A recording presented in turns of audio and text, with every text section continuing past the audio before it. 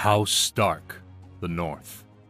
If you were born into House Stark, you'd literally be wrapping yourself in furs the moment you could walk, staring out at a horizon so gray and brutal that even the clouds look like they're suffering. The North is not a place for the faint of heart. It's a frozen, unforgiving expanse of land so enormous it makes the other kingdoms look like garden plots. The Starks have ruled this frozen wasteland for over 8,000 years, which is honestly longer than most civilizations have even existed. Their words aren't something cheerful like, "We love sunshine," or "good vibes only." No. These guys looked each other dead in the eye and collectively decided that winter is coming was the perfect family motto, which, when you think about it, is both deeply practical and deeply depressing at the same time. The Starks are the kind of family that would show up to a summer barbecue and remind everyone that the weather won't last. They are fiercely honorable to a fault, and that honor, bless their hearts, gets nearly every single one of them killed. Ned Stark was so honorable, he literally died for it. Robb Stark was so honorable, he married for love instead of politics and paid the ultimate price at the Red Wedding. The North doesn't just test your character, it absolutely destroys it and rebuilds it into something made of ice and iron. Yet, despite everything, the Starks always endure. They lose, they suffer, they get scattered to the four winds, and somehow they find their way back to Winterfell every single time. House Lannister, the Westerlands. Now, if House Stark is the noble freezing north, then House Lannister is the obscenely wealthy, glamorous south, and they want you to know it every single second of every single day. The Lannisters sit atop Casterly Rock, which is essentially built on top of the richest gold mines in all of Westeros, and they have never once let anyone forget this fact. Their words are, "Hear me roar," but honestly, their unofficial motto, "A Lannister always pays his debts," does a far better job of capturing who these people really are. They are the kind of family that would send you a thank you note for a gift, and then subtly remind you of every favor you've ever owed them.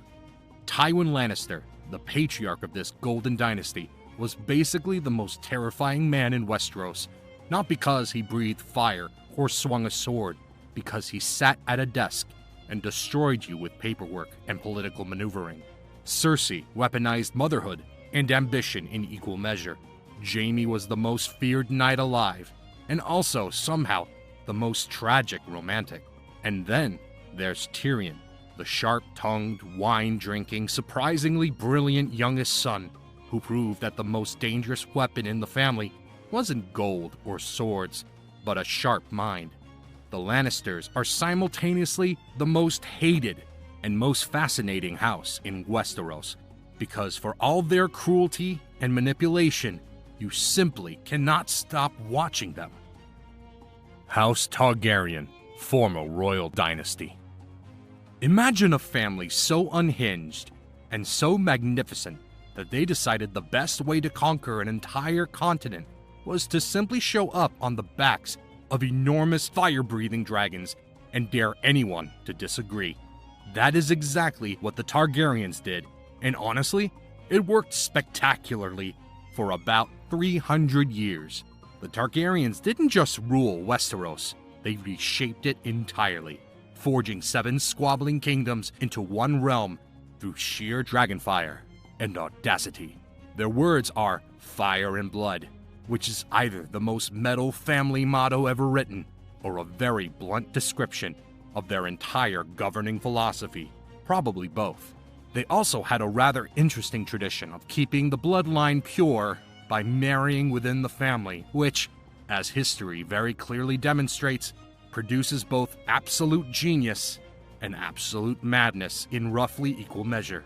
Aegon the Conqueror was a visionary. The Mad King Aerys was a catastrophe. Daenerys was a liberator who became the very thing she swore to destroy. Jon Snow was so noble he didn't even want the throne, which in Westeros is basically disqualifying. They burned brightly, they burned everything around them, and then they burned themselves out. Fire and blood indeed. House Baratheon, the Stormlands. House Baratheon was essentially born from a man so physically enormous and so furiously aggressive that the storms of the Stormlands felt like a personal brand rather than a weapon pattern. Robert Baratheon led a rebellion that toppled 300 years of Targaryen rule, essentially because the woman he loved was taken from him, which is either the most romantic or most reckless reason to start a war in recorded history. Their words are, "Ours is the fury." And if you've ever watched Robert Baratheon smash anything or anyone within arm's reach, you'll know that this is not a metaphor. This is a live demonstration. The tragedy of the Baratheons is that they won the war and had absolutely no idea what to do with the peace. Robert became a drunk haunted by a ghost. His brother Stannis became so rigidly obsessed with rightful succession that he burned his own daughter alive for it, which is the kind of decision that tends to haunt a legacy. Renly had the charm and charisma to be a great king, and died before he ever got the chance. The Baratheons were like a fire that burned so intensely and so completely that there was nothing left of them by the end. A house built on fury, undone by it entirely. House Greyjoy, the Iron Islands. If the other houses were competing in a luxury lifestyle competition, then House Greyjoy showed up without an invitation, flipped the banquet table, and declared that everything on it was theirs now because they took it with their own two hands, and that's the only currency that matters. The Greyjoys hail from the Iron Islands, which are essentially a collection of cold, bleak, wave-battered rocks that look like the world's least appealing vacation destination.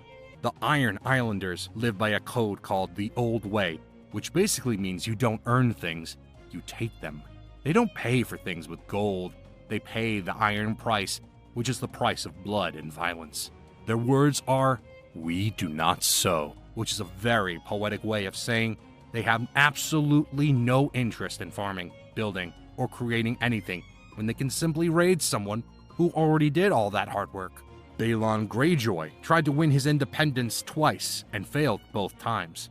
Theon Greyjoy spent the entire series having a complete identity crisis between being a Stark and being a Greyjoy before finally finding himself at the worst possible moment. Yara was frankly the most competent person in the entire family, and the Iron Islands still couldn't get out of their own way long enough to let her prove it. The Greyjoys are a house defined entirely by what they refuse to do and what they refuse to become. House Tyrell, the Reach. Now, if you want to talk about a house that absolutely understood the assignment when it came to power, wealth, and playing the game with a smile on their face, then look no further than House Tyrell of the Reach. While other houses were busy stabbing each other in dark hallways and fighting wars over frozen wastelands, the Tyrells were sitting in Highgarden surrounded by flowers, the most fertile land in all of Westeros, and enough grain to feed the entire continent. Their words are, "growing strong," which compared to "winter is coming" and "fire and blood" sounds almost aggressively cheerful. But don't let the roses fool you. Olenna Tyrell, the Queen of Thorns, was quite possibly the sharpest political mind in Westeros, and she operated entirely through wit, manipulation, and the kind of devastating one-liners that made even Tywin Lannister visibly uncomfortable. Margaery Tyrell turned kindness into a weapon so effective she had an entire city eating out of her hand. The Tyrells understood something that most houses never figured out, that the real power isn't always the person on the throne. It's the person who controls the food, the money, and the narrative. They just happen to do all of that while being impossibly charming about it. House Martell, Dorne. Down in the southernmost corner of Westeros, where the sun beats down mercilessly and the entire landscape looks like it's daring you to try something, you'll find House Martell of Dorne. And Dorne is different in ways that go far beyond the weather. It's the only kingdom that the Targaryens ever actually conquered through fire and dragons, because the Dornish simply refused to fight them on their terms. They melted into the deserts and the mountains and made the conquest so exhausting and so costly that eventually the Targaryens just gave up and negotiated instead. Their words are unbowed, unbent, unbroken. And the Dornish genuinely mean every single syllable of it. Dorne also has entirely different customs from the rest of Westeros. Women can inherit equally, paramours are socially accepted, and the entire culture operates on a kind of passionate intensity that make the northern houses look like they've been emotionally refrigerated. Oberyn Martell showed up to the King's Landing radiating the specific energy of a man who has never once in his life been told no and simply decided that wasn't going to change. He was brilliant, dangerous, sensual, and walked directly into the one trap his own passion couldn't let him avoid. The Martells burned differently from the Targaryens, not with dragons, but with a slow and patient fire that never quite goes out. House Arryn, the Vale. Perched impossibly high in the mountains of the moon, so high that the clouds literally pass beneath the castle walls, sits the Eyrie, home of House Arryn. The Vale is arguably the most naturally defensive territory in all of Westeros, because the only way in or out is through a mountain pass so treacherous that most armies take one look at it and decide the whole invasion wasn't worth it. Their words are, "as high as honor," which sounds noble and aspirational, until you meet Lysa Arryn, who was breastfeeding her 8-year-old son. House Arryn should have been one of the most powerful players in the entire game. Jon Arryn was the hand of the king who started unraveling the Lannister secrets, and then died suspiciously before he could tell anyone. His death was the thread that started unraveling everything. The Vale had the men, the mountains, and the resources to sit out the entire war of 5 kings in perfect safety, which is exactly what they did for most of the series, making House Arryn either the wisest house in Westeros or the most frustrating, depending entirely on your perspective. House Tully, the Riverlands.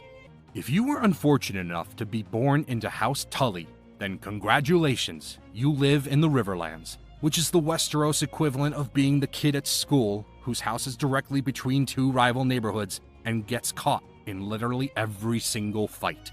The Riverlands sit at the geographic center of the continent, which sounds strategically valuable right up until you realize it means every single army marching anywhere has to march directly through your home. Their words are family, duty, honor, which is a beautiful sentiment and also a description of the impossible tightrope the Tullys walk in every single political crisis. Hoster Tully spent his life brokering alliances and marrying his children into powerful houses to protect the territory that cannot protect itself. Catelyn Tully carried the weight of that motto on her shoulders through every devastating choice she made. Edmure Tully was a genuinely good man who was perpetually in over his head in a world that had absolutely no patience for genuinely good men.